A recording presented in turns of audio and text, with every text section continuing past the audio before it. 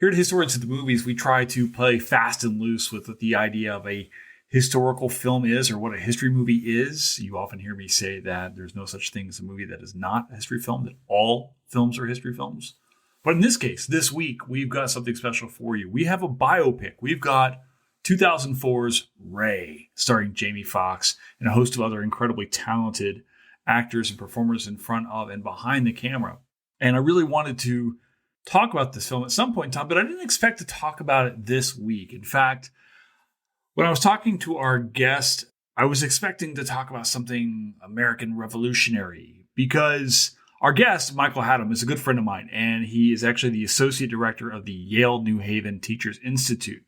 If you know Mike, he is a scholar of the early American Revolution. He wrote a book called Past and Prologue, Politics and Memory in the American Revolution, which explores the role of changing historical memories in revolutionary American culture and politics. And that might sound as far away from Ray as you could possibly get, because it is. But here's the kicker. Mike, as you're going to discover, is a musician, and he is a wealth of knowledge when it comes specifically to the history of African American music, blues, gospel, the Delta, all of these things that Ray plays into it. So when I asked Mike, I said, hey, what movie do you want to do? He said, I want to do Ray. Well, all right, fine. Let's get going and let's talk about Ray. And the amazing thing about this conversation with Mike, we recorded, I think, probably initially maybe 3 hours of conversation. And our conversation actually that day took maybe 4.5 hours, because we just kept going. And one of the cool things about Mike is that he and I actually have very circuitous routes to becoming historians, which we get into. This podcast has a lot to say about becoming a historian, about becoming a scholar, talking about the flaws of the human condition, which we see in the film Ray and these amazing performances, and maybe the idea of coming to accept that human beings, right, despite their flaws, right, we can understand them better. Maybe that's a way of understanding American history more. So I don't want to belabor the point. I don't want to give you a long intro, because this is an awesome conversation to sit back and listen to. So grab yourself a seat, sit back and relax. We got Ray coming up next on the Historians of the Movies podcast.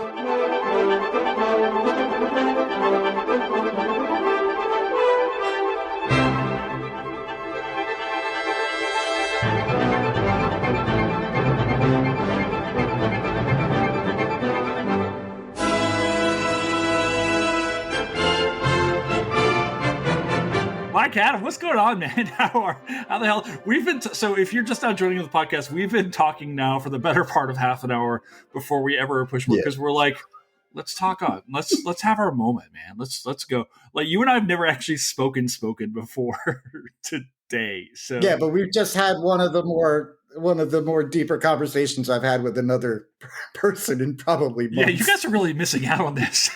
I feel like you and I like, yeah, and then this happened, and that was okay. It's okay. Yeah. Oh my God. This is like, I'll tell you what, this podcast is like turning into these like, it's another podcast, another kind of podcast. I'm telling you, dude, that idea about the book that you and I were just talking about, like, I seriously had thought about that. I'm like, I have to sit down and write. I just submitted my book proposal to the guy that I'm working with for the press and stuff like that. And I feel like I don't know if this happened to you when you were writing your dissertation and then you started to transition into your book. Because I read about people saying this, like, I feel so out of ideas and out of gas mentally to try to like pick up what I wrote for my dissertation, which I felt like by the time I got done, I was like, please just sign the fucking thing and let me get out of here. Please, please, please. Yeah. I am at your mercy. Like, I just want to be done. I'm old and I need to move on. And now I'm like, shit, now I have to write this thing and turn it into a book. And I'm fresh out of ideas. I don't know. Was that, how did that work for you? Well, you know what? I think, you've had, your experience has been different from mine in that, like, the pandemic hit in that, right? Like, in the time when you're working. Oh, yeah. Like, there are pre-pandemic parts of your dissertation, and then there are, pandemic and probably a little bit of post-pandemic parts. I didn't have that kind of like radical shift in consciousness in the middle of writing my dissertation, Hey, like, the world's falling apart. Write this. Yeah. How do how do you write about the past when the present and the future are so bleak? So I've struggled with that lately. I have to admit. But I think how people tell you like the advice they give you is like write the dissertation as if it was a book. I mean, I think I tried to do that, even though I don't know that I ever really knew what that meant. Mm-hmm. I just know that I'd read way more books than I had read dissertations, even though I've read a lot of dissertations. You know what I mean? And I just wrote it like how I thought, how it would be. So I didn't end up. I was very fortunate. I did not end up having to do like a lot of revision. But I wonder if you probably feel like you do, like because for me, when after I graduated, I had my book contract like within a month or two, so I didn't feel like I needed new ideas. Right. Like I think like the main thing that I felt like I needed was to just be able to really like sharpen the what I thought was the significance of the argument in a sense. But you feel like you need new ideas from the dissertation. Here's the thing that's fucking me up. I'll tell you, like, which is like, I wrote this dissertation, and I thought it was good, and saying the things that I think I wanted to say. Although I think there's always a certain level of you're kind of writing to your committee in certain ways, and I felt like I did that, and then I took a year off. Everybody said, "Hey, take it." And my advisor was actually really terrific on this, and he was like, "Hey, you may want to come back and just go right ahead, and you may want to take some time off." And he was just like, "Do what you feel is best for you." He was actually really, really cool in that regard, and he's done great stuff for me now. I still ask him for things from time to time, and he does so very, very graciously. Yeah. So the problem was I was in this weird position where I came into Minnesota thinking I was going to write about like indigenous warfare and masculinity and all this kind of stuff. I wrote my master's thesis on this war between Creeks and Choctaws in the 10 years immediately preceding the American Revolution and thought, I'll just take this and I'll run with it. And then I thought, I wanted to talk about Florida and really got into Seminole history. And then read this little excerpt about this one thing that happened involving a cow of all things. And I'm like, what the fuck is a cow doing in Florida? And then what ended up happening is over the course of my time in Minnesota and even afterwards, continued to venture farther and farther into environmental history in addition to, say, indigenous history. And the stuff that I continue to read now is far more environmental, the things that really interests me. So I'm like, shit, I'm continuing to be influenced by other scholars. I'm like, oh, what if I did this? What if I did that? There's this great book by Joshua Reed. It's called The Sea is My Country. It's a maritime world of the Macaws. And it's folks who are up in the Pacific Northwest. And he wrote this amazing book talking about, how natural resources affect borderlands and things like that. But the sea itself is space, right? And then Bathsheba DeMuth writes this incredible book about the Bering Strait. And that's really cool. And then there's this other cat named Dan Flores. I don't know if you ever read his work. I actually came to Dan Flores through the Meat Eater podcast. It's a hunter I follow. And Flores has written these books, Coyote America. He's written this book called American Serengeti, where he's making the case that the Great Plains are, in fact, the American Serengeti. It's a really fun class, really fun book to assign to undergraduates because you talk about like what life was like 10,000 years ago when you've got these goddamn steppe lions that are like, twice the size of an African lion. I'm like, you guys wouldn't make it to your mailbox, And he actually wrote my favorite book. Now, Wild New World, which I really dig. So anyway, my thing is like, shit, do I want to take myself and write like these guys who are and women who are far more talented than me? It's I don't know. I'm caught in the idea of like, do I need to take my thing and make it bigger and better, or do I just want to get this thing published so I can get tenure or whatever and then move on? And everybody says the second book is the book you dig. I don't know. I'm trying to figure it out. That in some ways, I'm kind of, so I just finished my second book manuscript and submitted the final version to the press. Really? Congratulations, sir. Can you talk about it? Actually, before we get into this, can we pause for a second? We haven't even said we haven't even said who you are and what you do yet. So we're like 45 minutes into talking. Maybe it's probably a good idea to introduce you to the. I mean, for the first 30 minutes, we're Jason and Michael just talking about things that matter. Everybody else gets the scraps of this conversation, but people are like, hey, I want personal time. I'm like, wait till the book that we just decided we're gonna put out there. You've signed on, by the way, as the first reader, whether you know it or not. There you go. All right, so Mike, what would you say you do here? Tell us about you and your work. I'm an American historian who specializes in the American Revolution and historical memory, cultural memory.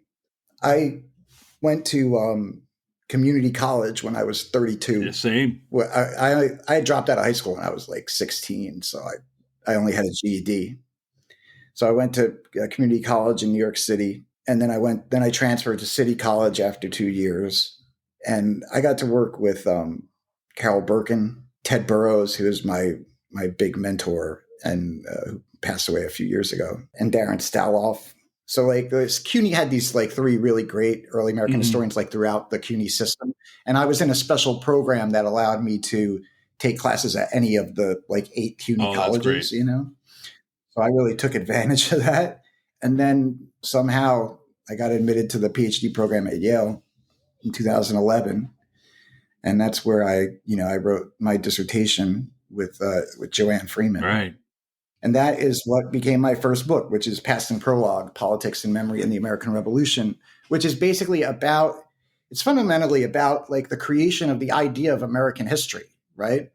Before the revolution, there's no such thing as quote unquote American history. I mean, British colonists thought of the British past as their history. And then a little bit of their colonial histories, but those were very minor compared, addendums. There's talk about, our glorious revolution, our ancient constitution, they had a real sense of like cultural ownership of the British past. But, then when you get to 1800 or say, that's no longer the case. And I got really fascinated by this like process. How does this happen? How do you switch identity? Yeah. How do you just discard a shared past? Right. It's called a divorce. That generation, like a historical divorce. Yeah, it is. So it's like a cultural divorce in a sense, and that's pretty much what the book is about. Which is how do they begin to shed this the British past as their own, and then amidst the sort of upheaval of revolution, how do they then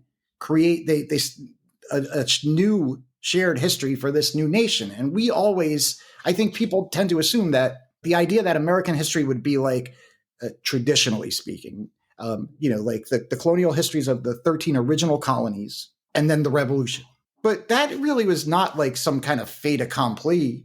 That was engineered by choices that were made, by early national historians. And so my first book is really about the creation of the idea of American history. And this second book that will be coming out in spring of next year, where the first book is like a history of memory in the revolution. The second book is a history of the memory of the revolution. So from the 1790s basically to 2001. Oh, yeah. And so one of the challenges of that obviously was like working in so many periods outside of, my comfort zone, which is the 18th century. But it was fascinating, to read. I read a lot of secondary scholarship, just to get my bearings in these later periods. And so basically, my new book is called the Memory of 76, and it's basically a history of how Americans have fought over the meaning of the revolution for 250 years. It's still going on, right? I mean, right now. Yeah, absolutely. Right now, we're absolutely right now. And you would, part of what I talk about in the book is what you would see in the book are like very long threads going back of the ways that we fight about it now. That means like these kinds of textbook controversies, which go back to the 1920s. Right. There's a way that conservative Americans have thought about the revolution where they define the revolution by individual liberty, limited government, and free trade or free markets, right? Capitalism, basically. Though that package of meanings attached to the revolution, that only really coalesced during the Cold War, during the early years of the Cold War. Because you need something to push back against them, I guess, right? Yeah, and to define the nation in opposition to the Soviet Union. Yeah. So, and that actually starts in the 1920s after the Bolshevik Revolution. Yeah. It's probably only a minor exaggeration to say that the way that many Americans think about the revolution and would not be the same if the Soviet Union had not existed. So really, I want to make sure I get this completely in context so we can put this on social media later on, is what you're actually saying, scholar, is that Vladimir Lenin is the founder of the United States. Well, he's a factor in how the founding of the United States has been understood. Yeah, for real. I mean, the thing about it is that, like, that what I think of as like the Cold War memory of the revolution, that is like all of the best and most successful Cold War propaganda has outlived the Cold War itself. Even when I was going to school in the late 80s, like grade school, junior high, I mean, that's basically what I was taught about the revolution. And I grew up in New Jersey, so not like 10 miles from New York City, so not like in some conservative small Midwestern town or something. Like that. The reach of that memory of the revolution, is in a lot of ways unprecedented. It's like probably the most long-standing and most powerful memory of the revolution that we've had in the last 250 years. So. That's the kind of thing that the book does. But the first half of the book covers the 19th century, especially, the how abolitionists and Northerners and then Southerners and Confederates had very different understandings of, what the revolution meant, how they fought over that. And then, of course, like the later part of the 19th century is basically dealing with the fallout of the Civil War, right? I mean, how for Southerners to be reintegrated into the nation, it required them to basically readopt the American Revolution, because I argue in the book that Southerners largely rejected the legacy of the Revolution by, right around the time of secession. Think of, Alexander Stephens is the example everybody knows. He just says flat out that Jefferson was wrong. The founders were wrong. By the 1850s, you have a lot of Southern writers rejecting, even like the memory of individual founders, like then they start to look back on people like Jefferson and even Washington, and they were basically abolitionists. You know what I mean? Like we have a lot of that. But I'll tell you about, there is one interesting bit about that, which is, and I know we're not talking about the movie here, but this podcast, we'll get to the movie like an hour into it. That's kind of how this goes. Yeah. We're like, also Jamie Foxx, good night. So yeah. And there was a movie. But one of the interesting things about that is that even though, like say in the early 1860s, like Southerners essentially rejected the legacy of the revolution. They stopped celebrating the 4th of July in lots of places. Right. But yet you still see things like there would be, local militia groups who called themselves the Minutemen, or things like they would still use some of the language or symbols, but those symbols were divorced from like their original meanings, right? And in a lot of ways, it's a precursor to how Southerners would later deal with their post-Confederate identity, right? Where you can use the symbols of this event that has a long-standing, cultural significance, but in a way that's divorced from its original meanings, and that makes them malleable so that they could be, so people in the 20th century, you can see people, I mean, even nowadays, like fly the Confederate flag but say that that doesn't mean I support slavery. It means something else, right? Some other heritage type, right? It's a heritage thing. And that's what that process was sort of prefigured by them having to, by their complicated relationship with the revolution after secession. Is it okay for me to put a sticker of the Confederate flag and a sticker of the American flag on my bumper as I parade around South Florida? Is that okay? I see that often. I suspect in South Florida it is. I should say that, but I should preface that by saying, growing up in New Jersey, you would see people flying Confederate flags. Absolutely. You would see, people, wearing Confederate flag T-shirts. There was an aspect of like there were. How the Confederate flag was sort of adopted by like a sort of rockabilly subculture, You know what I mean? That kind of thing. Like, so that was one use of it that you would see in New Jersey, that kind of, but it's all part of this same process, no matter where it is, of stripping these symbols of their original meanings. And then, once you do that, then they become meaningless and you can imbue them with whatever meaning you want. But of course, other people have their own meanings, and so they will apportion the meanings that they give those symbols to the person who is doing that, and that's in a sense that's where the conflict arises. Right. So clearly, what you're saying is the antebellum South is actually like Asgard. It's actually not a place; it's an idea. It's a people. I mean, it certainly thought that it was, right? Yeah, it's my job to destroy historiography altogether. Just like, let me just throw as many pop culture references. Yeah, it's Thor, right? Because God knows there's not enough references to like Scandinavia inside the current, Southern white power movement. Oh God. I have one more question for you. Before we jump into this movie.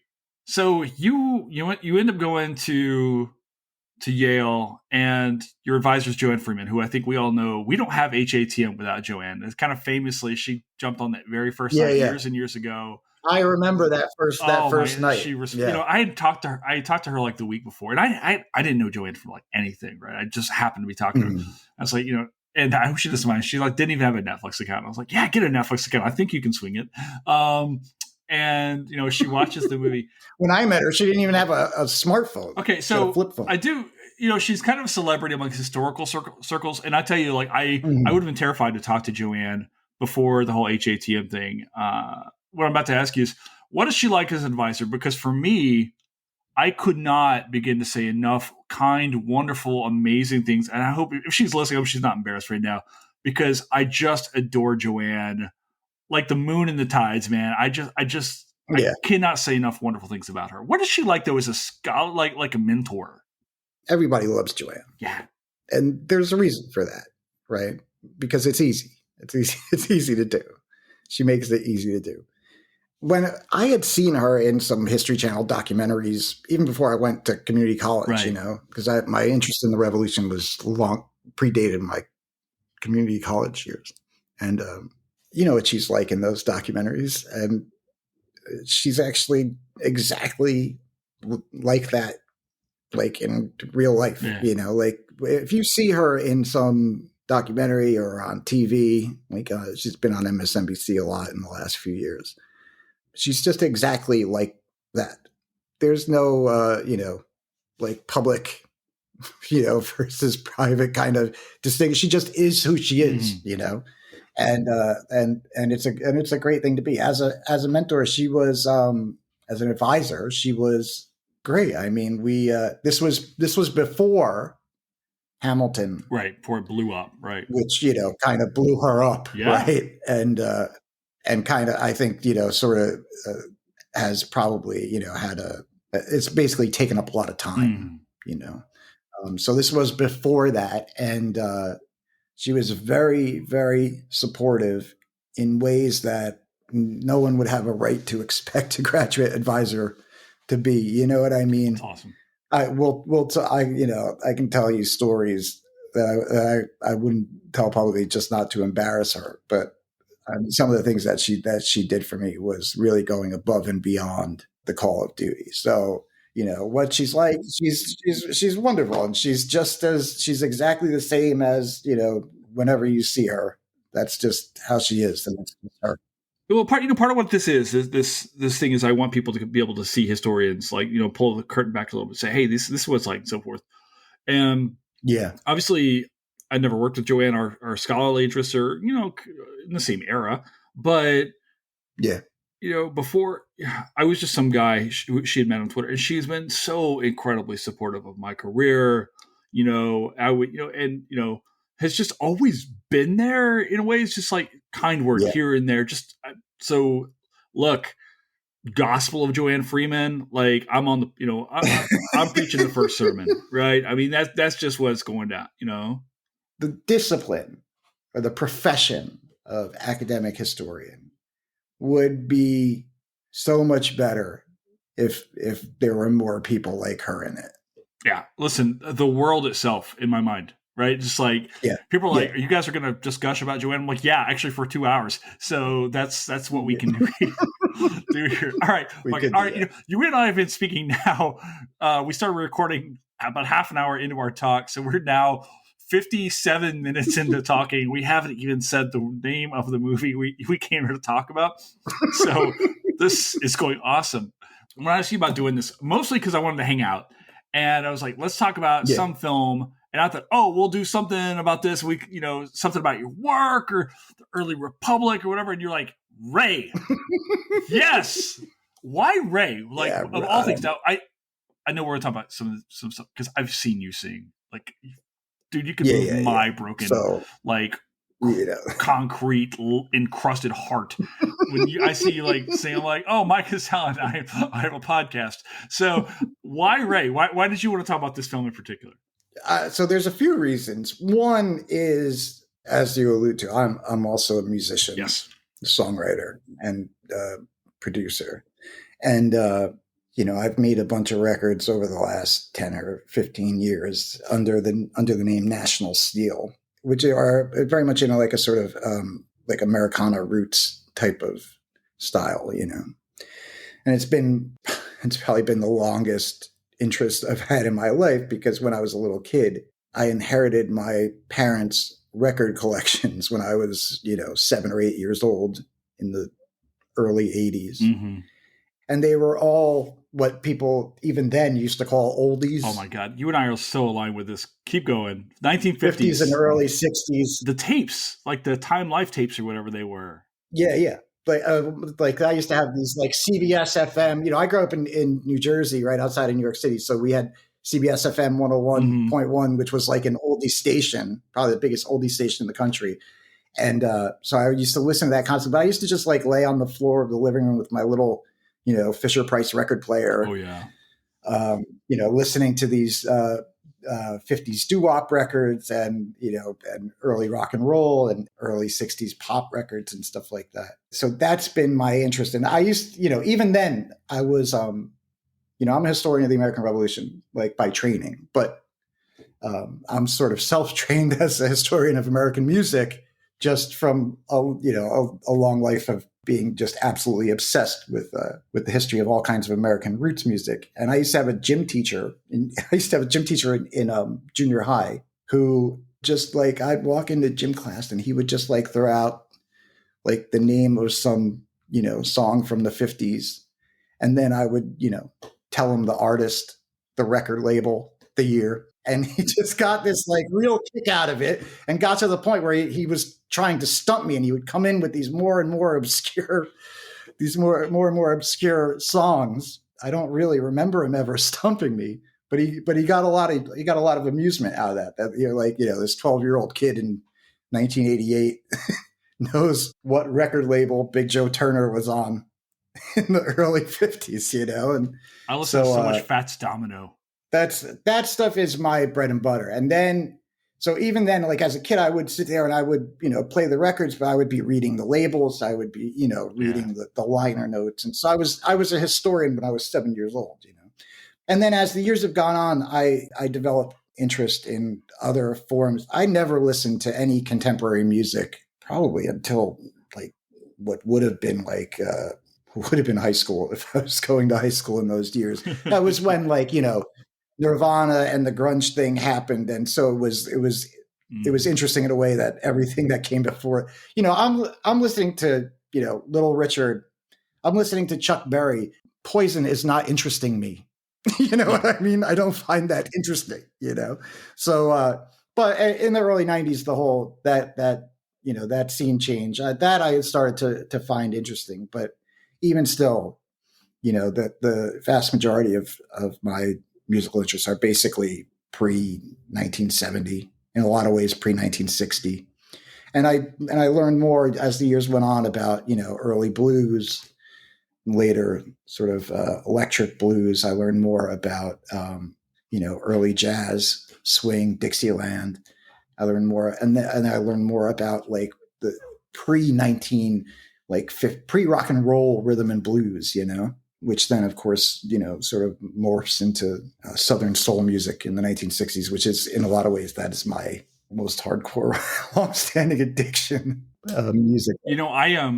I had to go up to the University of North Alabama a few months ago to give a talk up that way, and they were so kind because they brought me up to Muscle Shoals, so I could see the recording studios there in Muscle Shoals. And holy God, I was not prepared for how much I was gonna. I just didn't appreciate what Muscle Shoals meant to American music. I guess global music, really. And holy shit, just be able to walk in that studio to see where all these people, where the Stones played, man.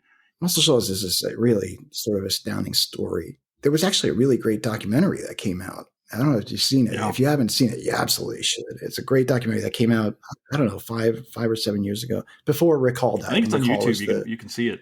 Founder.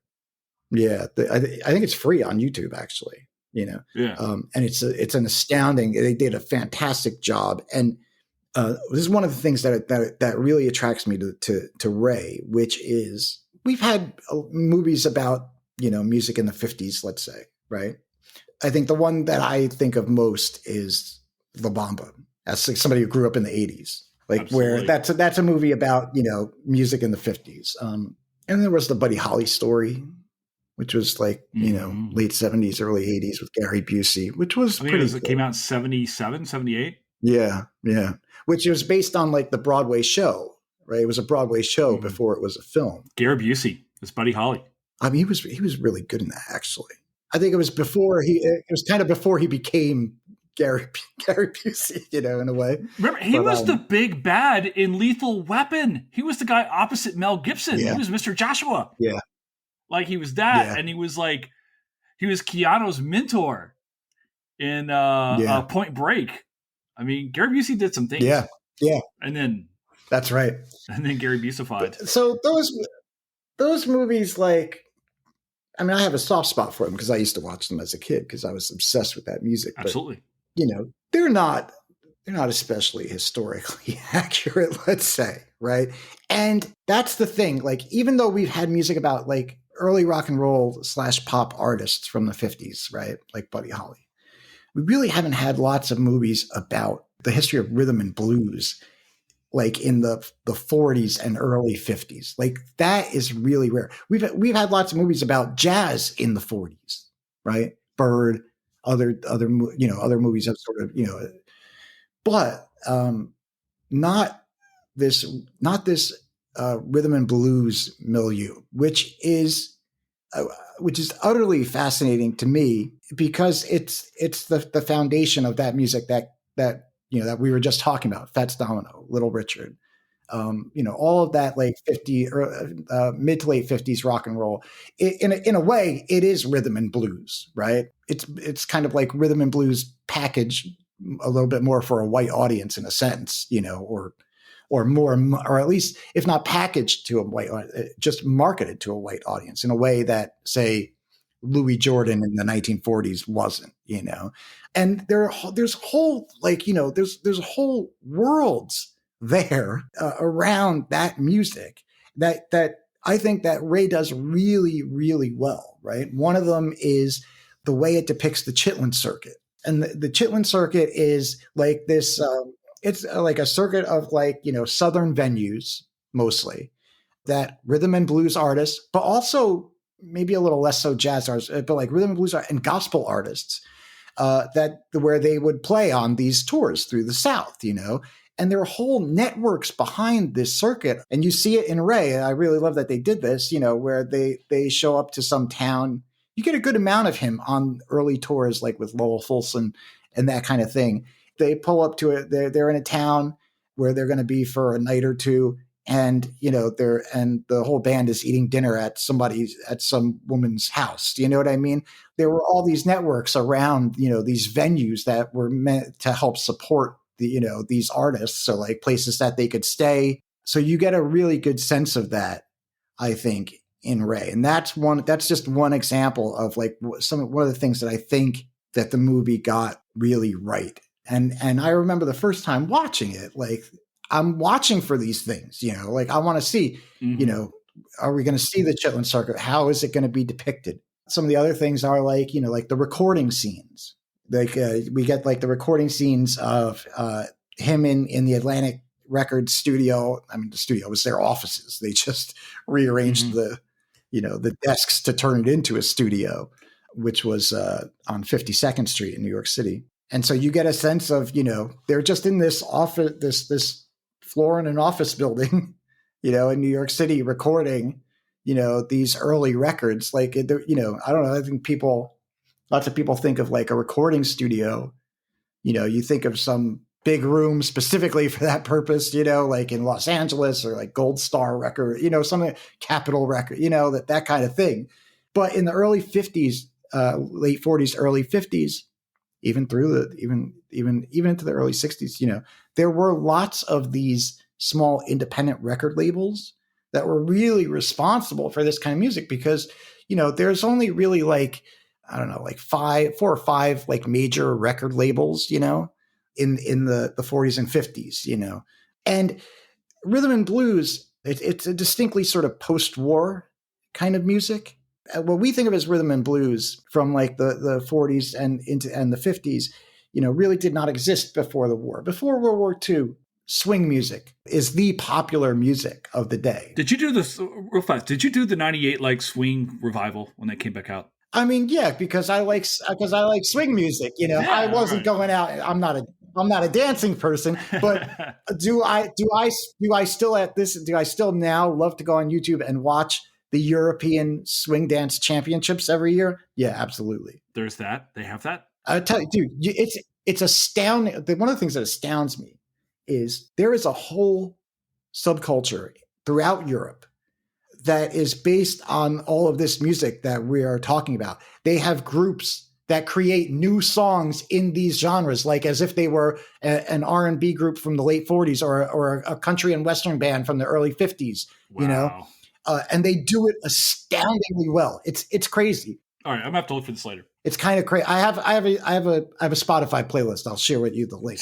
Please. It's kind of crazy how well they do it, But so anyway, so yeah, so and then part of that subculture is like the dancing, and they have these annual championships, and they're just a lot of fun to watch. But so anyway, so this part of the story around these like early record labels, I think was depicted, in a pretty accurate way. Atlantic in New York is one of these early labels, right? And Ahmet Ertegun is the founder of Atlantic Records, and he was this Turkish immigrant. I say immigrant, but he was, very independently wealthy. His father was like an ambassador, to the United States from Turkey. So he was from a very sort of whatever the Turkish equivalent of like a patrician family is, But he just had this deep love of like early American jazz and blues. And when he lived in DC, like with his family as a young man, he would put on the first integrated concerts in Washington, D.C., actually, with like Duke Ellington and other jazz artists from around there. But so, by the late 40s, he established his own record company, which was Atlantic Records in New York City. But there were others, that were being founded in this like 48 to like 52 type of period. Mm-hmm. Sun Records in Memphis, right? I mean, Elvis, Johnny Cash, Carl Perkins, Roy Orbison, Jerry Lee Lewis, Billy Lee Riley, all. There's Chess Records in Chicago, Muddy Waters, Howlin' Wolf, right? Mm-hmm. Willie Dixon, Otis Rush, all those, which is, more like a Chicago blues type of label. There was Specialty Records in Los Angeles, which is founded by Art Roop, which had a lot of New Orleans performers. So they get, Fats Domino, Little Richard, these types of. Right. But so that there was even like, there was Sid Nathan in Cincinnati had King Records. And so like, these little independent labels, the thing is that they're doing the music, they're releasing music that the major labels had no interest in releasing. When I say swing was the popular music of the 30s, the major labels were heavily invested in swing music, but there's a sort of whiteification that happens to swing music, right? By the mid 30s I mean, I love Benny Goodman, right? But Benny Goodman is an example of that, even though his band was integrated, which was important, you know. And then what happens is swing is very important right up until like the period of the war, World War II. I mean, you know, two of the biggest artists in that period were like Glenn Miller. Glenn Miller especially, you know, was like hugely popular during the war period. But that was not like what swing music had been in like the late 20s, very early 30s, right? It was whiteified, it was commercialized in a hardcore way. And then what happens to jazz, which is what swing music is, you know, after the war is when during the war and then after is when you get the emergence of what's called bebop style jazz. You think of like Charlie Parker, Dizzy Gillespie, Thelonious Monk, these kinds of guys, Charles Mingus. But bebop is so different from swing music, right? Swing music was about dancing. That's what it was made for. It was made for people to dance to. Bebop you couldn't dance to bebop because the tempos were like 230 beats per minute. You know what I mean? It was like very fast. You couldn't possibly dance to it. It was an intellectual kind of music, right? It's the kind of music you sit and listen to. That's the exact opposite of whatever swing was. But then another thread of like what happens to jazz is you get these like jazz singers become much more popular. Like in the 30s, most of the most popular swing bands, they're instrumental bands. You know, they're playing for dancing. But and there were, of course, you know, popular jazz singers in the 30s and even in the 20s, Ma Rainey, Bessie Smith, those types of like early, what we think of as early blues shouters, you know. But you know, you start to get these jazz, you know, very popular jazz singers in like the 40s, like Nat King Cole, gorgeous voice that man like has. Frank Sinatra comes, you know, these types of like you know, these types of singers. That's a much more popular form of jazz certainly with white audiences, right, than bebop is. But the other kind of offshoot that you get is what is often typically referred to as jump blues, right? And that's the beginning of rhythm and blues. That's what rhythm and blues was. Okay. If you think of like Louis Jordan and his Timpani Five, right? A swing band is a big band, 20, 30 musicians even. And Benny Goodman started to do this thing in the late 30s where part of his shows would be played by like a quartet or a quintet, which is in a lot of ways kind of like the forerunner of what we think of in a modern context as a band. If I say to you, do you want to start a band or something like, you know, something like that? Do you want to go see a band? You know, you're probably not expecting we're going to see a 30-piece orchestra. Probably you're going to not. expect that we're going to see like something that has a drummer, a bass player, maybe a keyboard player, a guitarist or two, and that's it. That's the prototype of a band. In some sense, it comes from, we kind of start to get that a little bit with Benny Goodman. But then, you know, like the bebop bands were quite small like that too, even though it was a different kind of music. But anyway, the more modern version that we think of it is, you know, lies with like Louis Jordan in the 40s. And Louis Jordan was this saxophone player, singer who had like an enormous stretch of hits from like 45 or 46 on, you know, through to like the early 50s. And he's really one of the most important forerunners of what we would think of as like rock and roll emerging in the 50s, you know. These were records that were aimed primarily at a Black audience, or not even primarily, entirely at a Black audience that still wanted to dance. But during the war period, it becomes increasingly uneconomical for these swing bands because it takes a lot of money to support a big band on the road. 30 guys? Right, yeah. Yeah. Whereas you can take a combo, like a quartet or a quintet, out on the road in a much more economical way. And people still want to go to these clubs and these venues to dance, but there's not enough swing bands around anymore. And so these sort of jump bands or jump blues, you know, bands like Louis Jordan fill that gap, because even though their songs aren't instrumental, it's still very much dance music. You know, it has a very defined and persistent backbeat, way more than swing music actually had. And it had this sort of pulsating, insistent kind of rhythm that jump blues had. That anybody who knows 1950s rock and roll would feel instantly at home, like listening to these Louis Jordan records, And that's one of the things that struck me about those records is that I'd listened to all this 50s rock and roll as a kid, but I hadn't really heard much like pre 1950, let's say. But when I got to that music eventually, I was shocked at how similar it was. In a lot of ways, the thing that changed, and I guess we'll talk about this in a minute, the thing that changed was less about the music than about the audience. The audience for that music changed. Louis Jordan was popular. I mean, he was popular enough that like he was put in movies. He was in a few Hollywood movies. He was in him and his band were also filmed like a lot of like shorts, which, like where they would show in between films on like a double feature type of thing, like maybe like a 5 or 10 minute thing of Louis Jordan sitting on like a fake porch somewhere, and singing a song to a woman or something like that. That's what happens like to jazz. And the other thing that happens is that you start to get these Black vocal groups in the late 40s and early 50s that come out of gospel music, right? African-American gospel music question. In the 1940s. Yeah. So we were talking earlier and we were having this deep conversation. We were talking about our religious backgrounds. I am from a secular Jewish background in New York and New Jersey. And so I have no religious inclinations whatsoever. In fact, I'm fairly an atheist.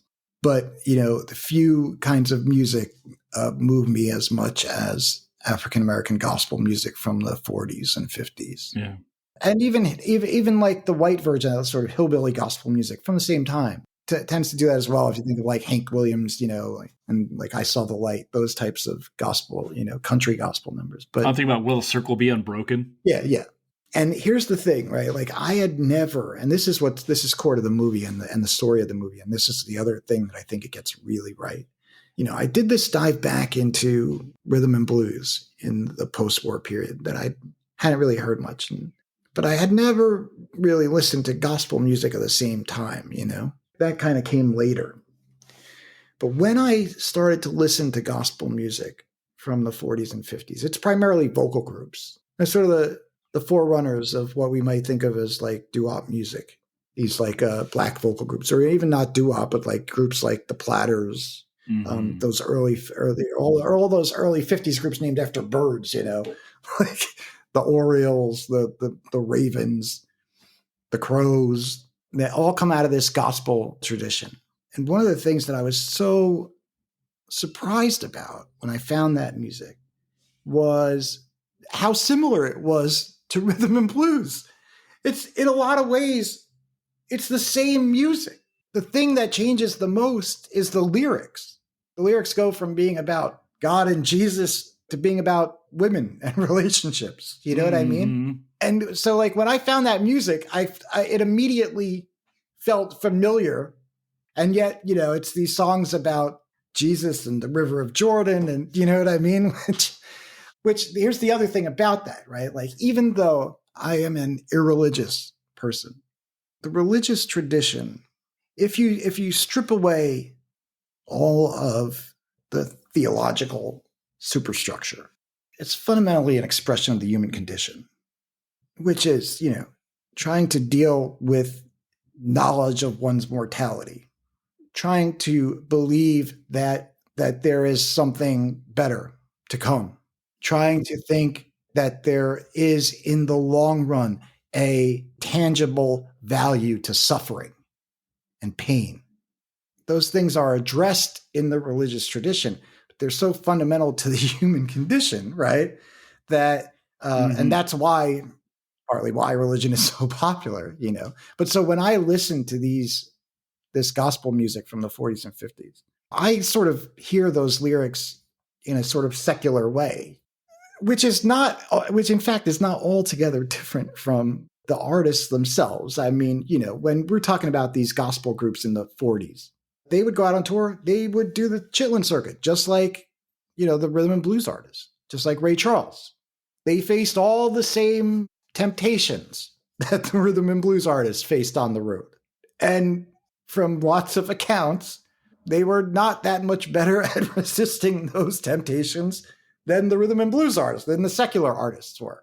R.H. Harris, who was like this, he was in a lot of ways like one of the biggest stars of the gospel period in the late 40s, because he was the lead singer for the Soul Stirrers, which was one of the huge big vocal groups. There were lots of these gospel vocal groups, the Pilgrim Travelers, the Swan Silvertones, these types of groups. And so he was one of the big stars. And in the very early 50s, he was kind of forced to leave the Soul Stirrers because he was being sued for like child paternity by like 3 different women, like, in 3 different places. Is this Nick Cannon we're talking about? Yeah, right. Yeah, so, some things change, some things don't. I mean, when it's its own kind of, world, and it has its own temptations are part of the features of that world, But so R.H. Harris, it's kind of a big scandal in a sense but that it's more a scandal that he leaves the Soul Stirrers because they were so popular. But he's ultimately replaced in the Soul Stirrers by a young kid named Sam Cooke, right? And Sam Cooke was kind of like the exact opposite of R.H. Harris. R.H. Harris had this huge voice. He could shake the pews in a church, you know what I mean, without microphones. Mm-hmm. And that was part of like the whole dynamics of these gospel groups' performances. They would work you up to this fevered pitch, and then bring it down, and then do it again, and he was like a master at that. But so anyway, the thing is that this music was very so. In fact, Sam Cooke's first non-gospel single, first pop single, was a song called "Lovable." And it's just a rewriting of the words of this gospel song called "Wonderful." God is so wonderful, which he just turns into "My girl is so lovable." And the music is basically the same. But this tension between the secular rhythm and blues and the sanctified gospel music of the time, that is the dynamic. That is one of the dynamics that this movie just gets really, really right. And it's something that I did not understand the full significance of until I really delved more deeply into the gospel music and realized just how similar it was. And, there's that famous scene in the movie where he first starts singing, "I Got a Woman," to his wife or wife-to-be. To his beloved. This is Kerry Washington, yeah? Oh, she was, fantastic. Absolutely fantastic.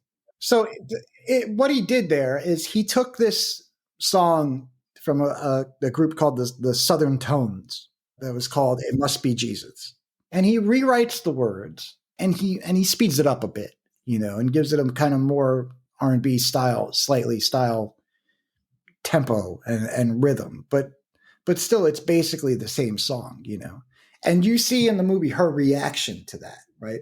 There you see.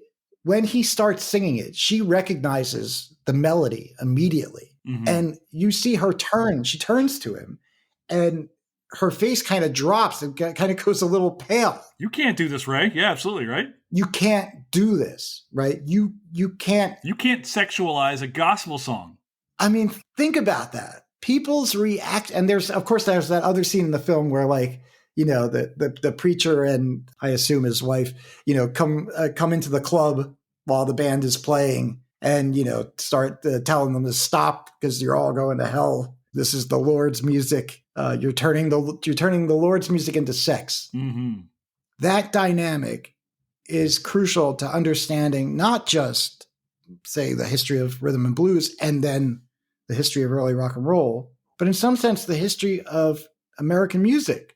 In a sense, has always had this tension between the sacred and the profane. Even white country or hillbilly artists, I say that term, I use that term not in any sense in a derogatory way. You'd have Hank Williams up there singing "Hey, Good Looking," and then he sings "I Saw the Light."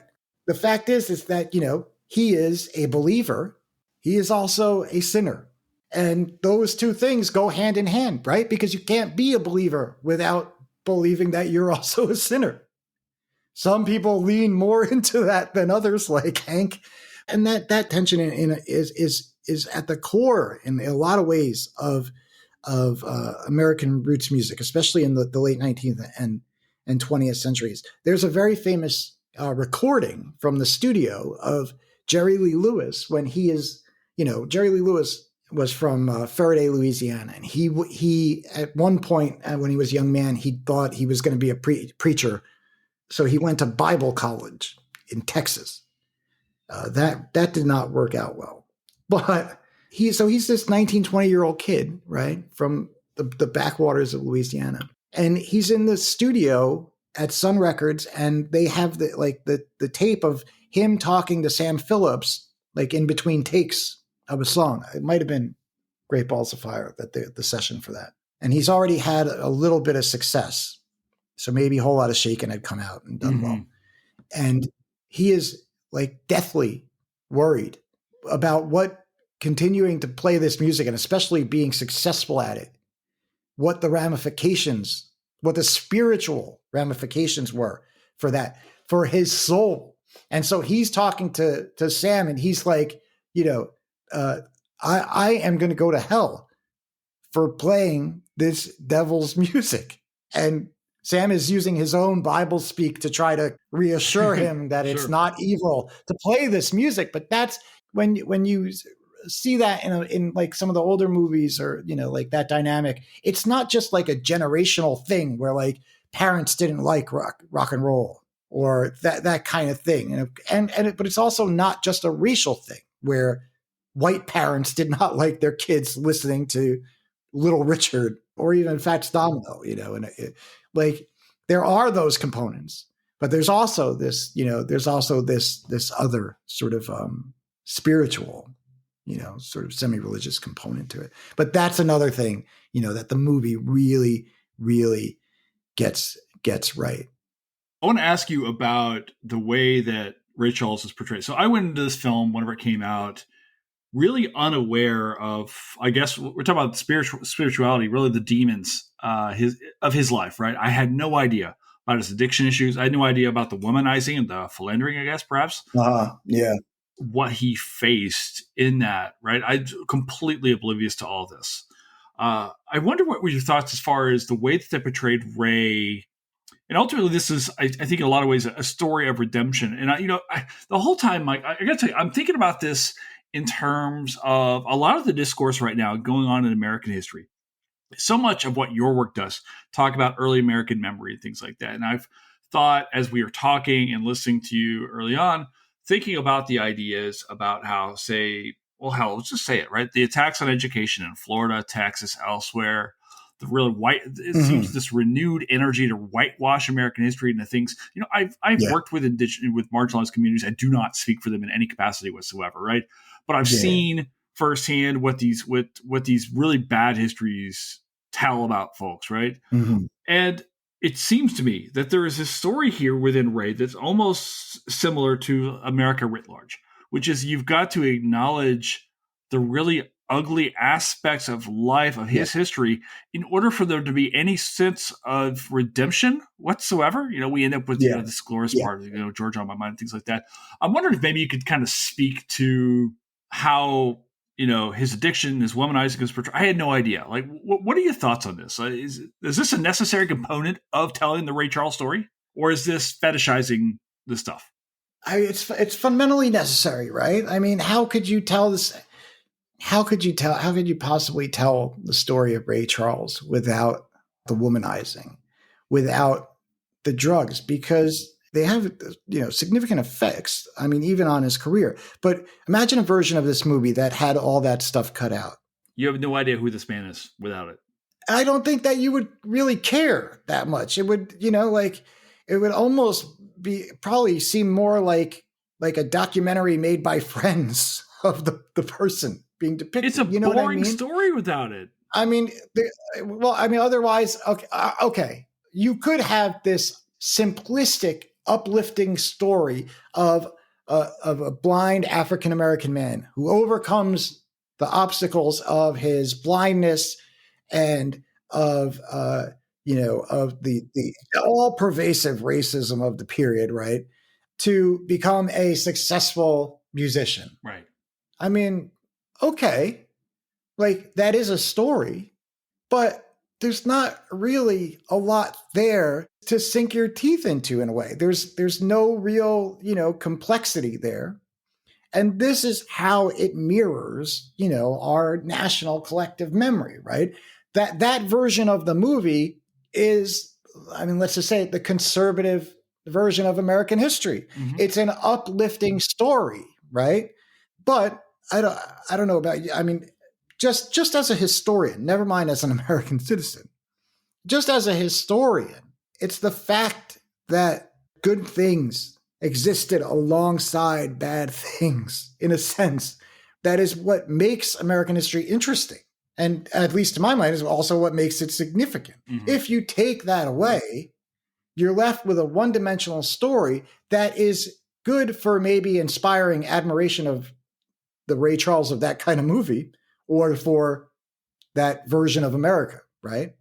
But that admiration or patriotism is itself can only really be shallow.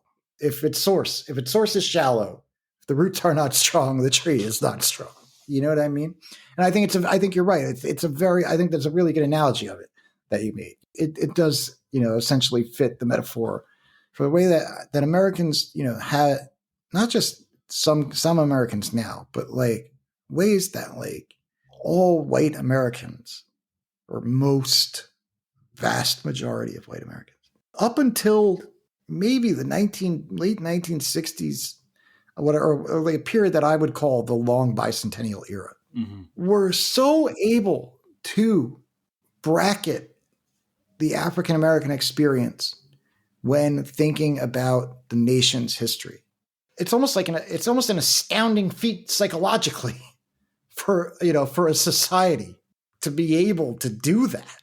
But they were able to do it with relative ease for lots of reasons, but also in ways that, thanks to, let's say, the civil rights movements of the 1960s and subsequent developments, have made, if not for all Americans, for many, impossible to do that anymore, as it should be, as it should have always been.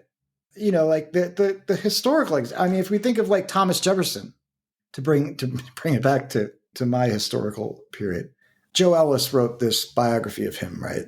Like back in the 90s, called The American Sphinx, right? And the idea is he's an American Sphinx. In some sense, he's unknowable. Ellis basically says that Jefferson was able to create like mental compartments where he could compartmentalize things in his life that were inconsistent. So in one compartment is the Declaration of Independence. In the other compartment is his owning enslaved persons, enslaving people, enslaving multiple generations of human beings, of fathering children who were then subjected to that status.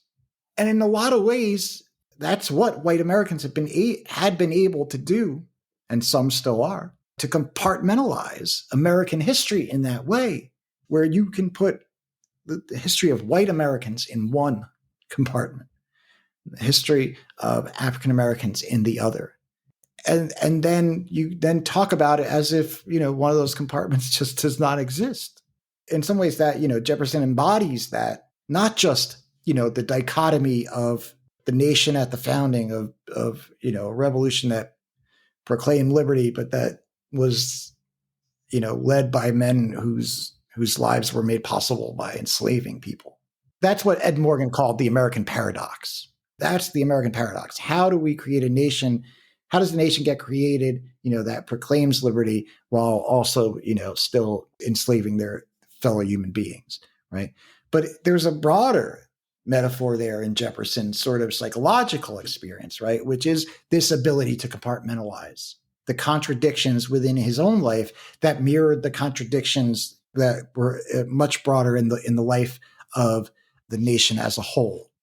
That becomes a defining feature of American historical memory, is the bracketing or compartmentalizing, if we, in Ellis's terms, of the histories of these two peoples, not just on their own, but once you've compartmentalized them, it becomes impossible, impractical, if not impossible, to then understand how they connect. And we're still seeing that play out when we see these history wars, let's say, and these controversies happening around schools, especially in Florida, right? What we're seeing is people who are committed to, if not desperate, to keep those things compartmentalized.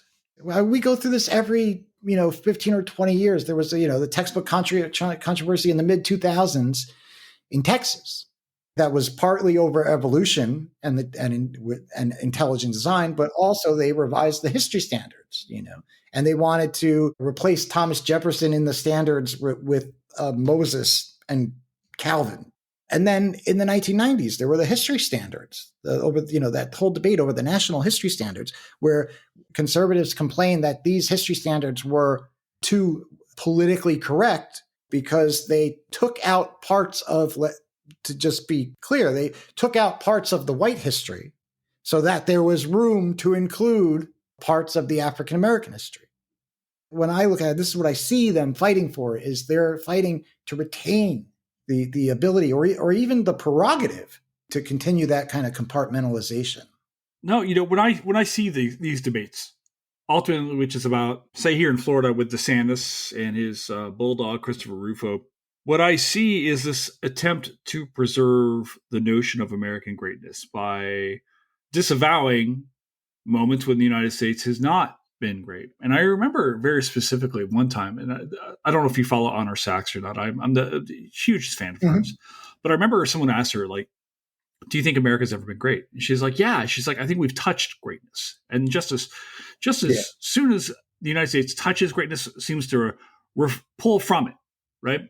And I think that what I see here is in these attempts to highlight American greatness, share only the moments when the United States has been great by disavowing moments that make us uncomfortable, the attempted genocide of American Indians, concentration camps for Japanese Americans, the continued suppression of African Americans, so on, so on, so on.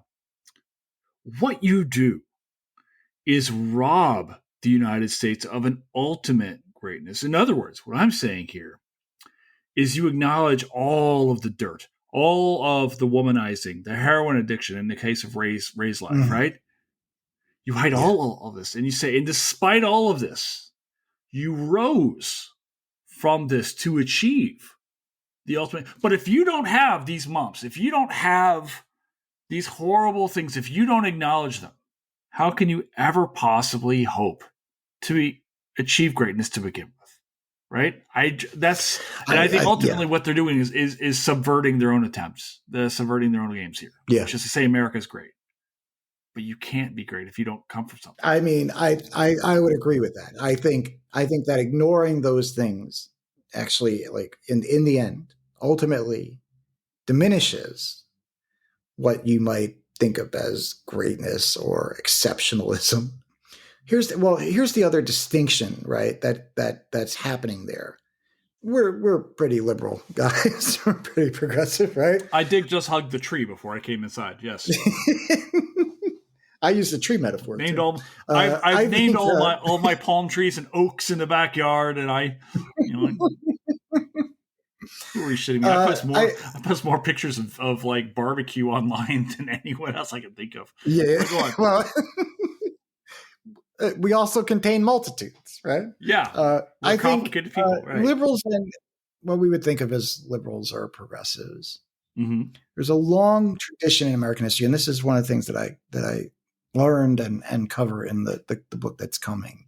there's a long tradition of claiming the American Revolution, but claiming the revolution, claiming the ideals of the revolution, and framing efforts as being in service of more fully realizing those ideals. So for the abolitionists, the Declaration was not about individual liberty, it was about equality. That's the first principle of the Declaration. And what they were doing was trying to more fully realize the vision of that ideal, their vision of that ideal. And the same thing goes, for the women's rights movements in the mid 19th century, the suffrage movements later, even through the civil rights movements of the 1960s and 1970s.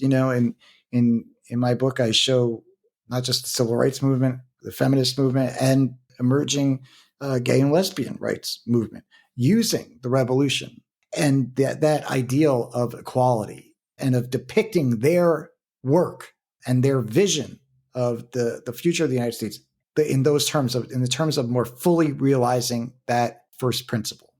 That's what Douglas is doing in his July 5th speech. He's calling on his white audience. He begins by he begins with all this praise for the founders and the Declaration, but it's about shaming people. It's about shaming people who would celebrate the Declaration or the founders, but who were doing nothing to more fully realize the ideals that they set, right? That was an insult to their memory. To me, that's the primary message of the July 5th speech. And, this is the dynamic of, in some sense, what we might think of as left patriotism in American history.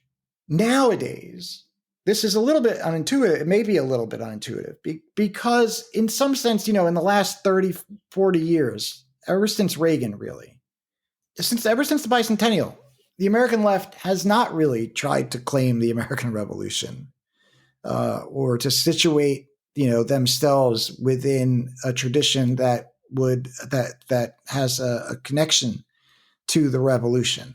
Part of the reason I think that Democrats and just leftists generally don't do that is partly because conservatives do that really well, and not doing it becomes a way of a means of offering some distinction. You know what I mean? I don't want to drive around with the American flag on my truck because I don't want to be confused as one of those other folks. Yeah.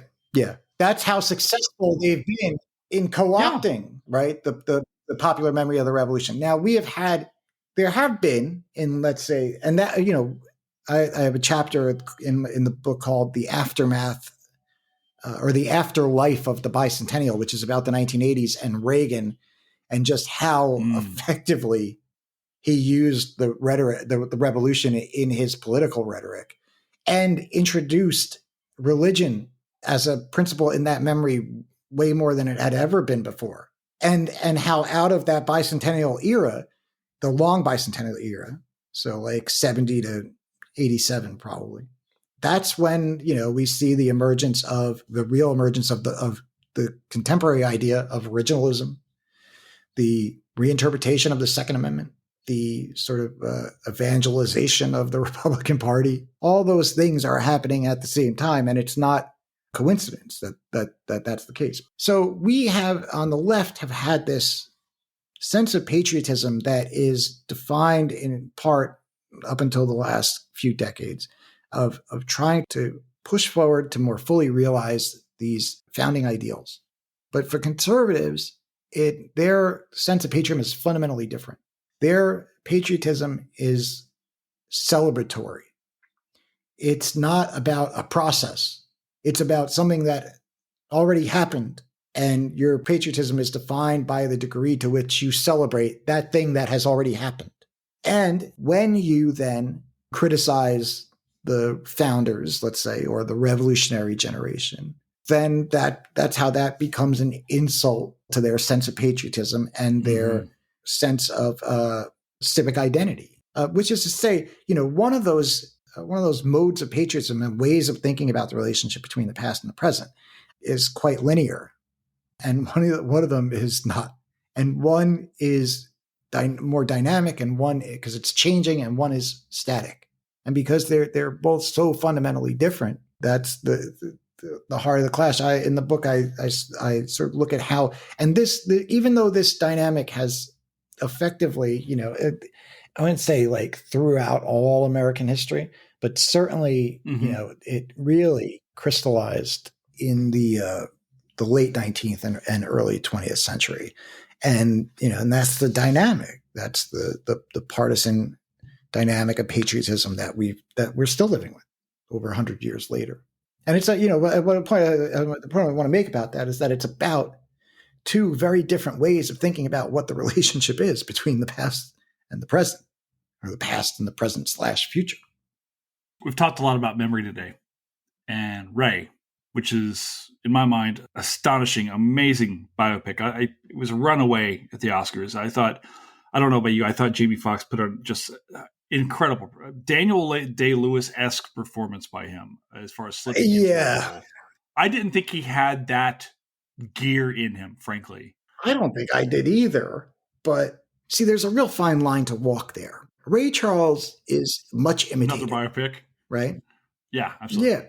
Yeah, I mean, even just like musicians do imitations of him, of his mannerisms and things like that. You know what I mean? Yeah.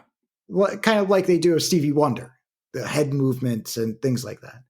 But if you're going to play him in such a serious biographical film, that's like the kiss. He can't be seen as imitated, as doing a Ray Charles imitation. It is to his credit, to his great credit. I just rewatched it again this morning. I never got this, you never have the feeling that, he's doing a cheap impersonation, basically. It helps that he plays piano. So even though it's not his voice singing in the film, it's Ray. When in scenes where you can see him playing the piano, where you can see his hands, he's playing those songs.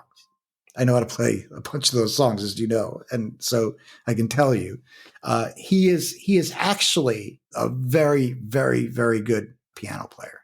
So that helped, I think, significantly.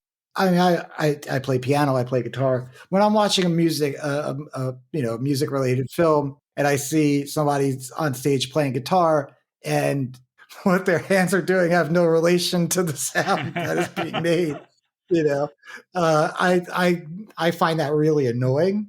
That's a musician thing. I'm sure if you're not a musician, you can suspend your disbelief of that much more easily. And that's the case for people who have specialties, any kind of specialty that's depicted on film, But Jamie is not doing that in Ray. There's a lot of subtlety to his performance. I think the way that they handled his relationships with women, and maybe to a slightly lesser extent, the depictions of the drug use, felt to me real in the sense of being in character, if that makes sense. Do you know what I mean? Especially when you're doing like a biographical film. Most people who would write a biographical film or sometimes just a biography have some sense of affinity with the subject. You know what I mean? Like that's the case here, for Ray. And so it can be easy to, maybe want to play down the worst parts of those aspects. But I mean, the way that the many ways that he treats women in this film is, let's be honest, quite despicable. He's a human being, incapable of all Yeah. It's a kind of, sort of encapsulated in the lyrics that he writes to "I Got a Woman," where one of the ending lyrics is, she knows a woman's place is right there in her home. Mm-hmm. And the ways that he talks to them. I'm thinking of this scene where he's in bed with one of them, Marianne, I think. And Jeff is knocking on the door of like the hotel room or whatever, tell him that his wife's on the phone, and he's like, oh, tell her I'm busy. And then she sort of sits up in the bed and she's like, oh, is that your wife? And he just says, shut up. You know what I mean? Like those kinds of moments, for as unpleasant, let's say, as they are, felt in character. The depictions of the drug use are a little different, and I'll give you a sense of one of the moments that I'm thinking of specifically. There's this scene where he's in the recording studio at Atlantic. Mm. He's singing the band, the Raylettes, and it's sounding great. And he's like scratching himself. You know what I mean? And you see the guy who plays Jesse Ferguson, who is like kind of like a staff writer in some sense at Atlantic, and he's talking to Tom Dowd, who was the young producer kid in the middle, and he's like, oh, he's got that junkie itch. That's a stereotype. You know what I mean? It's not like I think it's like it just feels to me like drastically overplayed in that moment, because the degree to which he was using heroin in this time, there seems to be way too little other evidence of it. And there seems to be moments where people who are close to him are all of a sudden shocked to find, you know what I mean? Sure. And I know from my own personal experience, like, there are far fewer functioning heroin addicts than there are, say, functioning alcoholics, right? It's much harder to hide. So, yeah, that part of it did not really ring true to me. And that doesn't really have to do with his depiction so much, I think, more as the writing. I think what they want to get at is that he was functioning, effectively. That's what they want, to convey. But I think they went a little overboard in trying to do that. And I suspect that what happened, that what happened in real life was that these realizations by people close to him about his drug use were not a product of like aha moments, but were probably an accumulation of very little moments, and that probably happened, much quicker than it seems to in the movie. But that is a minor quibble for all the things that I think that this film has done well. In a lot of ways, I think it's the best film about American music history. To my mind, Ray Charles is the most quintessential American musician because he combines all of these to a degree and in a way almost no other American musician has combined all these threads of American roots music.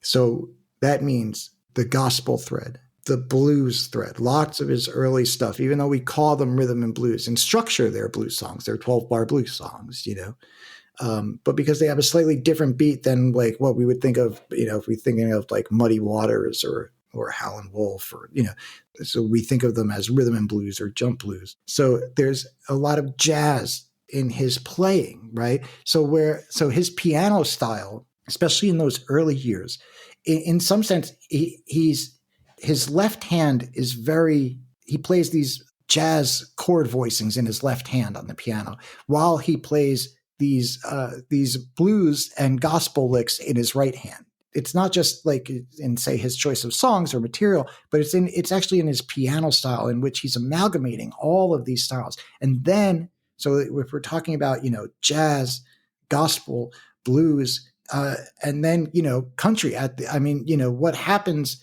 the movie ends with Georgia on My Mind, right? Mm-hmm. But what happens after that is the modern sounds in country and Western music, which is one of his most he made 2 volumes of that, where he recorded a bunch of old country songs that he loved. And that's the record that I Can't Stop Loving You comes from. And, the way that he's playing on I Can't Stop Loving You is very much, he's kind of playing the way, do you know who Floyd Kramer is? The instrumental song Last Date? Yeah. Mm-hmm. He's playing in that style. He on that song specifically, he then takes, that kind of slip note, some people call it slip note style of country piano that goes back decades. And then he adds that to his American brew, so through the material that he did, through his piano playing, I've learned a bunch of his songs, through transcriptions, and it's been a fascinatingly instructive experience to be able to read and replicate, the way that he plays these songs, because after you do a handful of them, you start to see like the recurring features of his piano style, and you see these things, the jazz chord voicings, the blues and gospel style licks, that how he then incorporates parts of, country piano style when he's doing that kind of material.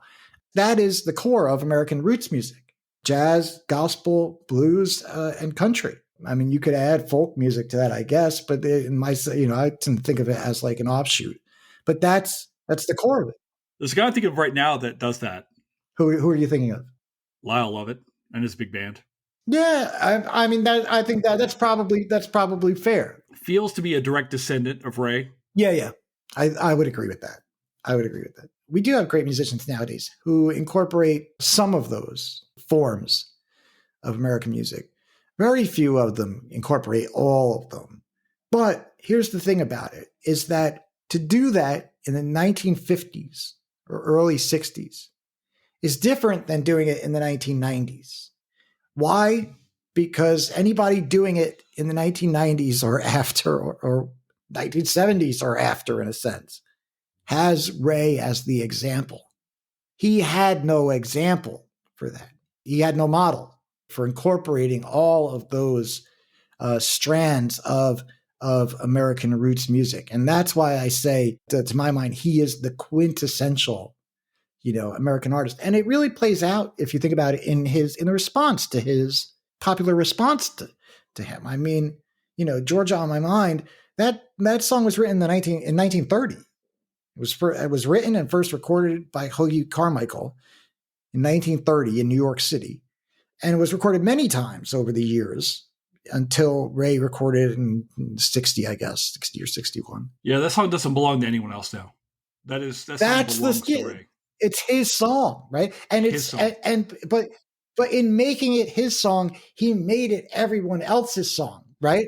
And that's why it becomes the national, the state anthem of Georgia, the official state anthem, right, of a whole state. Mm-hmm. The same goes for his rendition of America the Beautiful.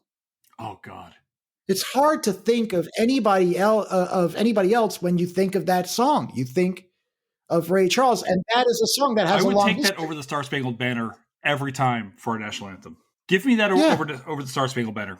I mean, of course, and obviously there's all kinds of connotations to read into and to explore in terms of Ray's performance of that song. In some sense, almost to the same degree that there is of like Jimi Hendrix playing the Star Spangled Banner at Woodstock. You know what I mean? There's a lot to uncover there, and this is all. A lot of this is happening after the movie ends, right? So the movie leaves you with the sense that he leaves this independent label, Atlantic, for a major label, or ABC Paramount, with an unprecedented business deal, and he gets clean.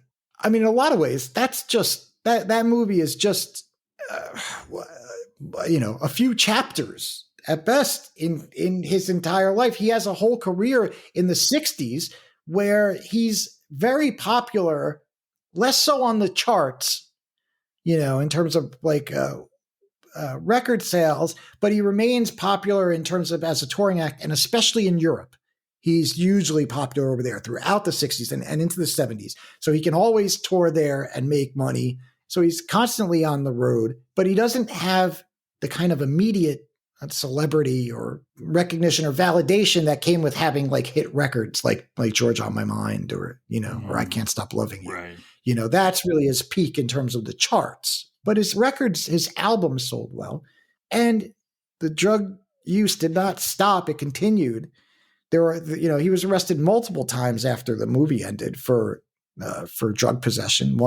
At least one of them he beat, I think, or was pretty quickly dismissed. But the point is that where the movie ends, there were many ongoing professional the story continued and personal struggles. And then there's this.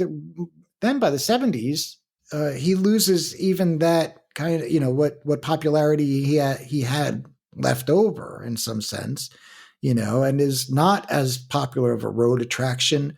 And his records aren't. He puts out an album that that doesn't even make the top 100. And there's a long down period in his life. I think from the 70s, probably into the 80s. I think America the Beautiful kind of brought him back in a sense.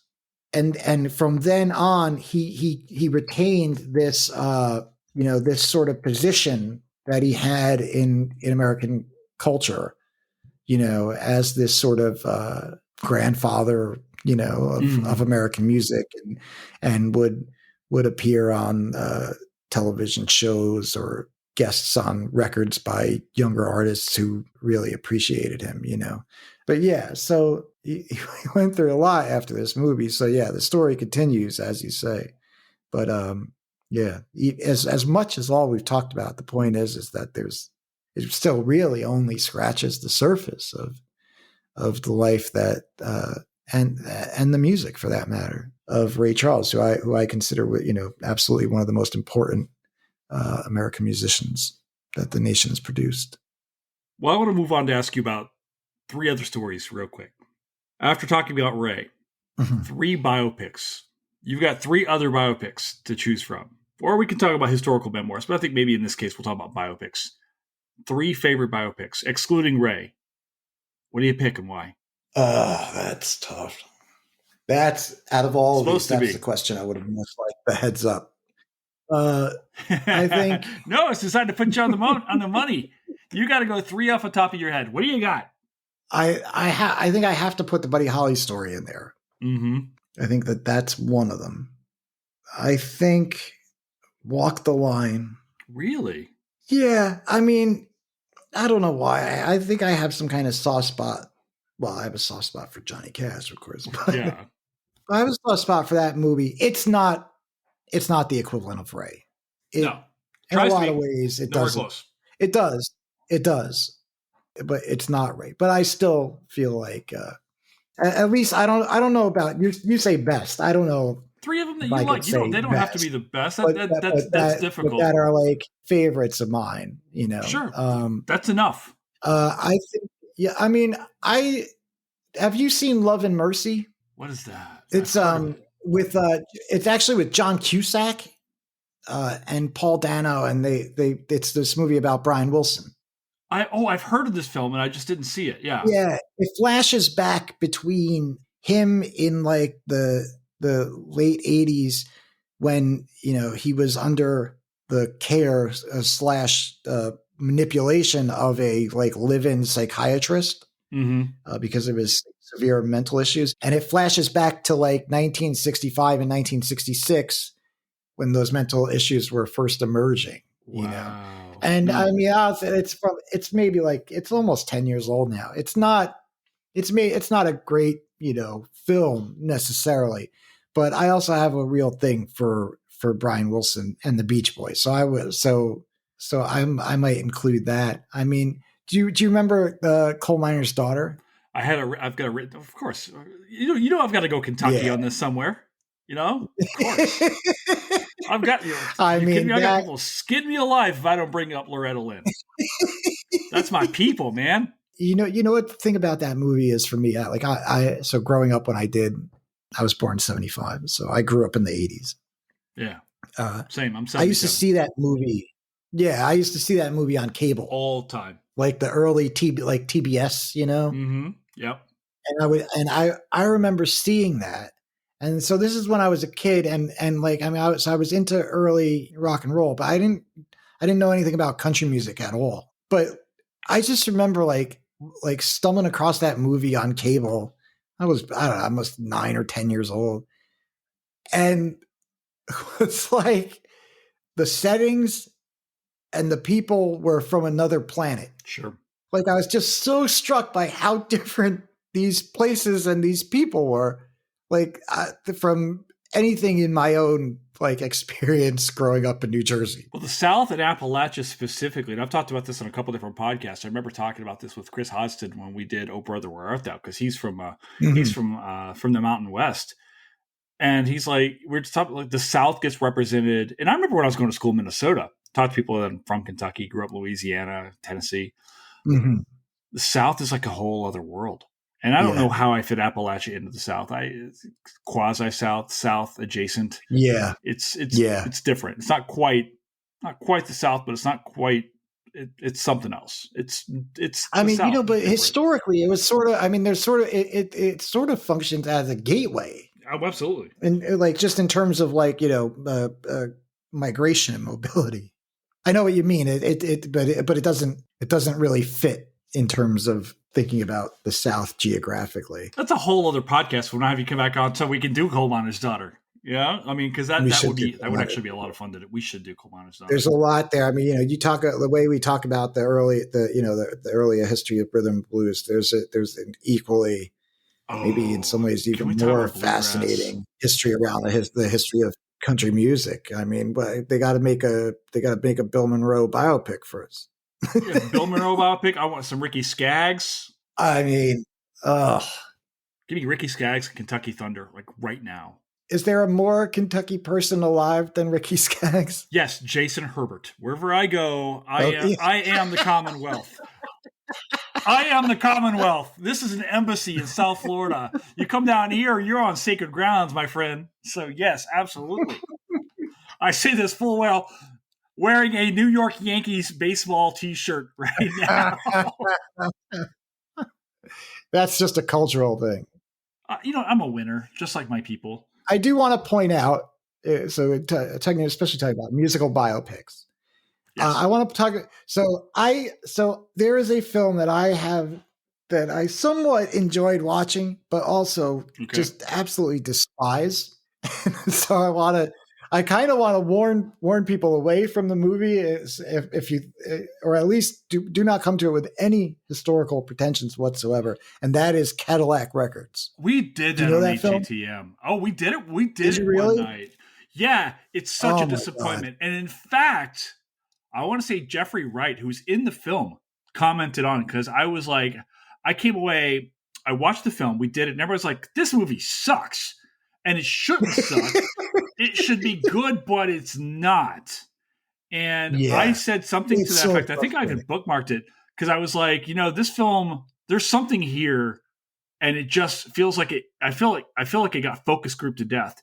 And so Jeffrey Wright, who I forget who he plays in the film, saw my tweet and responded to me. He was like, "There's a really good movie that got left on the cutting room floor here."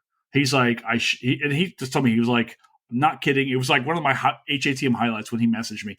He was like, there's a good movie here. It's just on the cutting room floor. He's like, it was such a disappointment for him. So I can see that, what he's saying. Right? Yeah. Because I actually thought that probably out of all of them, his depiction of Muddy Waters was probably the most, let's say the one that annoyed me the least. I liked it, but like in the context of that movie, like everybody is just depicted in, these sort of cartoonish ways. I mean, then they turn typically actors I like in that film. Yeah, that's the other thing too. The cast is, it's a very strong cast that really got wasted on this cast. On the script. Who did you not like? Beyonce. I thought she was awful. You know what? Like, she doesn't fit the role. But the whole film is like, you've got great actors not in great parts. I could, in theory, I could buy her as Etta James, I guess. But the writing of that character was nothing like. Yeah, maybe it was it. And I've read lots of the history of chess records, and countless biographies of Muddy Waters and Howlin' Wolf, and almost none of them resemble their, the actual historical figure almost in any way, really. Jeffrey Wright got Muddy Waters right in the sense of Muddy came from Mississippi, from the Delta, from Stonewall Plantation. He comes to Chicago, and he when he became a band leader, especially by the early 50s, and it's really the Muddy Waters band that really cements, like, we were talking about like the prototype of a band. It's really the Muddy Waters band of the early 50s that cements the lineup of the musical, the instrumental lineup. Muddy had this, if you ever watch old interviews with him, and if you haven't, you should. Muddy had this air about him. I almost don't know how to describe it. It's like, I don't even know. He had this air of just like immense dignity. I don't know how else to put it. It wasn't a sophistication, though he had a little bit of that, way more than you would think for somebody, who grew up as a sharecropper in Mississippi. He acquired some of that sophistication, but it was more in the service of, that he had this really dignified way of present. And I always think of him in those, like at the height of his fame in the late 50s, they wore these like really big silk suits, and Muddy as a band leader, if you were in Muddy's band, if you were late for anything, you were fined. If you had the wrong socks, you were fined. If you were wearing the wrong tie, if your top button was not buttoned, you know what I mean? Like, he was very strict about those things. And it wasn't just, to be a hard ass in a sense, but it was because he had a real sense of how he wanted himself and his music, about like what he wanted, those things to project. So I think that Jeffrey Wright got some of that. When it comes to Howlin' Wolf, that's who I was wanting to get at. Yeah, there's something about, it's just, one, he's way too cartoonish. Wolf was not like that. I mean, though Wolf was outrageous, he could be very outrageous in his behavior. So, like, a guy known as Howlin' Wolf was outrageous. I mean, actually, his grandmother his grandmother named him that when he was little. But like he was huge, like 6'5", right, and big, and like, but he would do things on stage where, like, he would flop around, he would lick the neck of his guitar, like he could be really outrageous in his performances, but yet he also had almost kind of the same thing as Muddy, though in a slightly different way. The movie just really, the movie failed to get the dignity of these historical figures. Yeah, I mean, like, in my mind, like larger than life historical figures to my mind. Like Muddy Waters is in the pantheon of American popular music. Howlin' Wolf is in that, is the same. Berry is in this movie. You don't have rock and roll without Chuck fucking Berry. I said, maybe the depiction of Chuck Berry actually wasn't that bad. Mos Def's pretty good. I like him as an actor. I'm kind of surprised I don't see him more stuff. Relatively speaking, I should say, relative to what was around him, he actually was not bad. But yeah, the movie's writing, it just and it sucks that I have a really deep love for that music. This like 1950s Chicago blues, especially Chess records, and I mean, I like multiple Chess records box sets, and this was a real opportunity. This was a chance to actually to make a movie about Chess records and Muddy and Wolf, who are these amazing, larger than life characters who came from nothing and produced this music that it will be part of American culture for hundreds of years. You know what I mean? And yet this is what they did with that opportunity.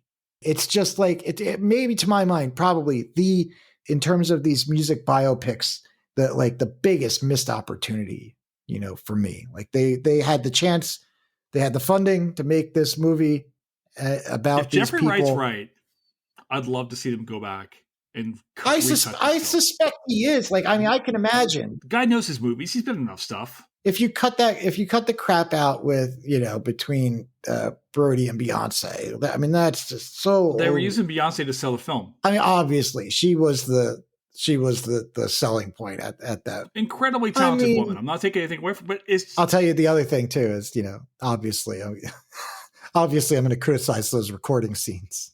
Now, in Ray, the recording scenes were depicted pretty accurately. In Cadillac Records, you don't do a vocal take on a song live while other people are like arguing in the room, and you don't sing to it. You know what I mean? Like it's just those recording scenes really sort of summarize the whole movie in the way that they just so overly stylized and dramatized in like the cheapest way possible. You don't have to have Etta James singing to somebody in the recording studio for her to pull out the amazing, and emotional performance that she actually did on the actual record. You're giving her this cheap sort of motivation, whereas the thing that's astounding about those records is that she was able to pull that out of herself, right? On the moment in the studio. Yeah. A real shame. Well, I didn't brief you on your favorite films question, but let me hit you with our final question. The one probably needs the least briefing at all, but I'm going to ask you because I ask everybody. Michael Hattem, for all the money, is Ray a history movie? Ray is the closest thing to a history movie when it comes to this period of music, I think that we've had. That works. Yeah. Did I hedge We just spent 2 hours and 16 minutes and 12 seconds right now just talking about how much it was. So yeah, I think so. I think what's the idea? Long books deserve short conclusions. So yeah, I think so. All right, Michael Hattem, where can people find you on the internets and where else? Yeah, so my website is mdhattem.com. The D is for David. That's my middle name. Mm-hmm. So mdhattem.com. I am on Twitter at Michael Hattem. And then if you're so inclined, you can find my music on Spotify under the name National Steel. And if you find my profile, my National Steel profile on Spotify, I have probably about 24 extensively curated playlists on all of these genres that we've been talking about. Like essential blues from the 30s through the 60s, essential rhythm and blues, essential Southern soul, essential doo-wop, all those things. I have these playlists, which I'd be delighted for people to go and find and use. I just realized that the pronunciation of your last name is the same if you take all the HATM here and smash it together. So maybe this is the personification of this whole 5-year experiment. I'm going to go with it. That's funny. All right, I'm hitting stop here. Well, this was a blast.